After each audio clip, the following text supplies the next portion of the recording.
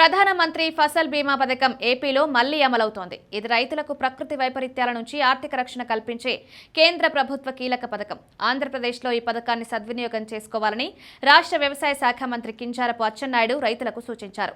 Nimmada camp కార్యాలయంలో ఈ పథకానికి సంబంధించిన పాంప్లెట్ను ఆయన ఆవిష్కరించారు. ఈ పథకం ద్వారా తుపాన్, కరువు, అకాల వర్షాలు, వరదల వంటి సహజ విపత్తుల కారణంగా పంట నష్టపోయిన రైతులకు ఆర్థిక సాయం అందుతుంది.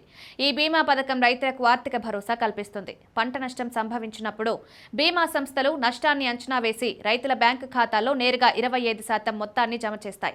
ఈ పథకం ద్వారా రైతులు తక్కువ ప్రీమియం చెల్లించి ఎక్కువ బీమా రక్షణ పొందవచ్చు. సాధారణ పంటలకు 2%, వాణిజ్య, ఉద్యాన పంటలకు 5% ప్రీమియం చెల్లిస్తే సరిపోతుందని మంత్రి తెలిపారు. ఇది రైతుల ఆర్థిక భారాన్ని తగ్గిస్తుంది, జీవనోపాధిని కాపాడుతుంది. ఏపీలో బీమా కవరేజ్ ఉన్న పంటలు, ఆంధ్రప్రదేశ్లో ఈ పథకం ప్రధానంగా వరి, మొక్కజొన్న, నువ్వులు, పత్తి వంటి పంటలకు వర్తిస్తుంది.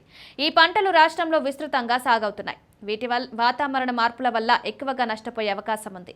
ఈ పథకం ద్వారా ఈ పంటలకు సంబంధించిన నష్టాలకు రైతులు ఆర్థిక పరిహారం పొందవచ్చు. ఈ బీమా కవరేజ్ వరదలు, తుఫాన్లు, కరువు వంటి సహజ విపత్తుల నుంచి రక్షణ కల్పిస్తుంది.